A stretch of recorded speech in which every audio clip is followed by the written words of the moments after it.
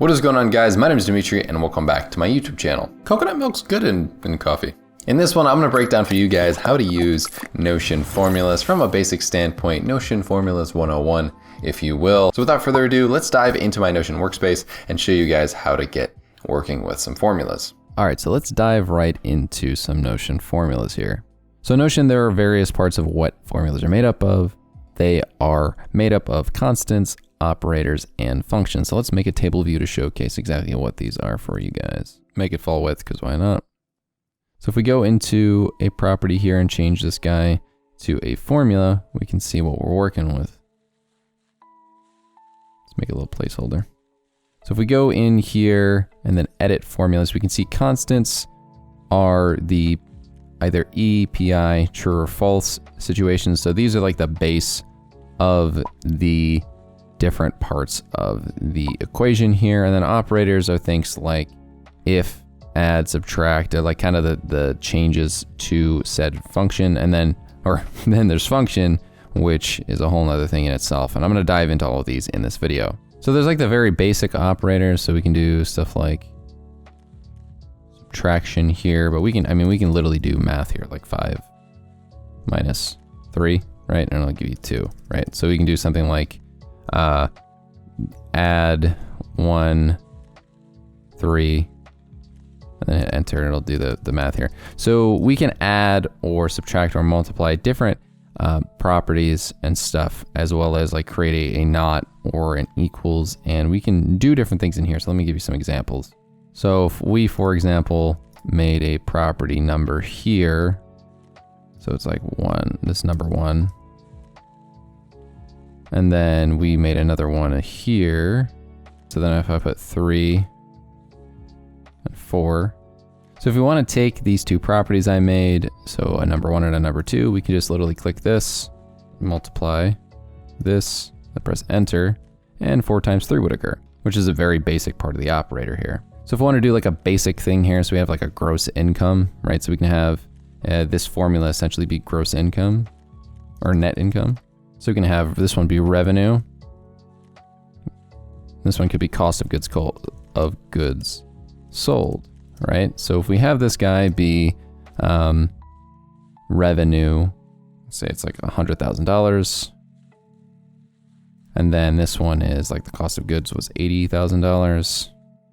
So we change this formula, edit it, so that we take revenue minus cost of goods sold, and in this circumstance, we have our net income here, which would be a $20,000 benefit here. So we can change these formats as well to show US dollar. Then we can see, oh, it's $20,000 net income off of that $100,000 revenue and $80,000 cost of goods sold. So moving forward, we can utilize if statements as well within these operators.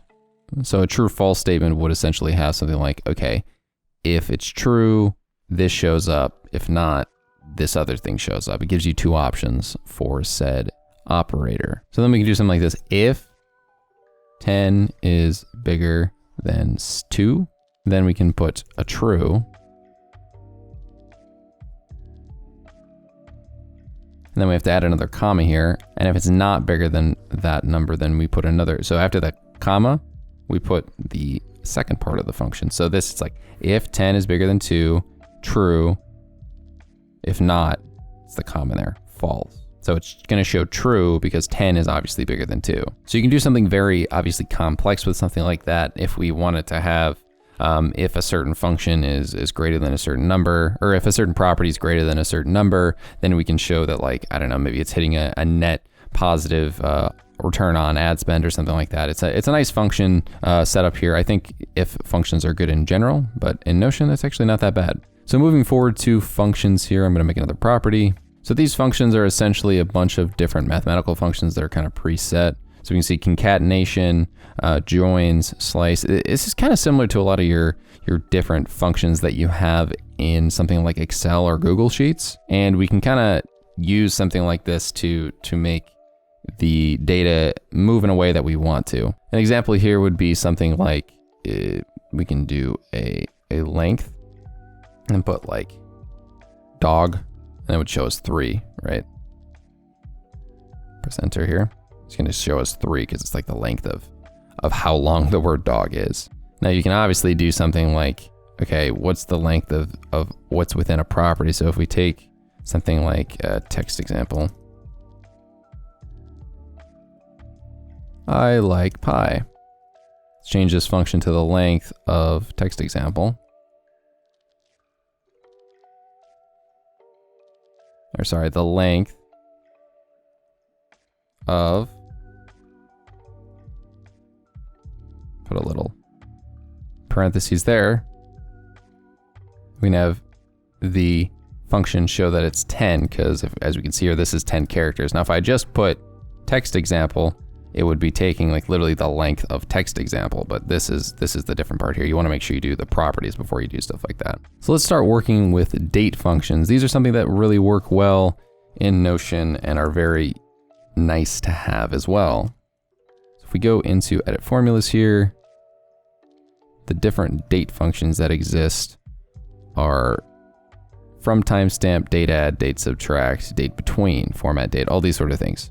Another one here that you can actually utilize is now, which is a nice one. So a lot of these are essentially the different things that you kind of see sometimes when you're doing stuff in Excel, and I think those work well as well. But for date functions, we can put different circumstances here. So it's like date add. You can see all the examples here. Add a date. The largest unit can be one of years, quarters. Syntax example. So we say something like this, date add. So in this circumstance, we can do something like now. We can put the now here. And then after that, you can see for date add, the amount, and then you can say how much, whether it's like years, quarters. So we want to add 7, or let's say 6, right? So we're adding 6, and then what do we want to add 6 of? Years. So we had 6 years, it changes it from 2021 to 2027 at this exact time. So that's an example of a date function here. So lastly, what I'm gonna go through with you guys here is creating a Boolean. So in this, basically you go into the edit formula and you wanna put something like properties, take the first property like we had earlier, whether it was revenue, and then put it equals, and then the other one. So the Boolean is the 2 equal signs here. So essentially what it'll do is it'll put a checkbox whether this is true or false. So since in this circumstance, it is not equal each other, it will not have a checkbox. But for example, if you have select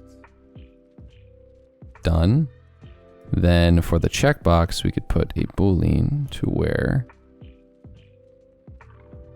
property one here is done, then it would check that guy off. And I know that's a little bit weird and maybe it doesn't make any sense as to why you do something like that, but there are use cases where it makes sense. If something equals a certain name, or if something has a certain something, in many circumstances, you're going to want to check a box off. And if, for example, you have a certain status checked off, maybe it's a nice, better visual for you in a circumstance to see it on the outside with the check box rather than you having to manually check it off. That's an option too. Thank you guys so much for watching this video, and I'll see you in the next one.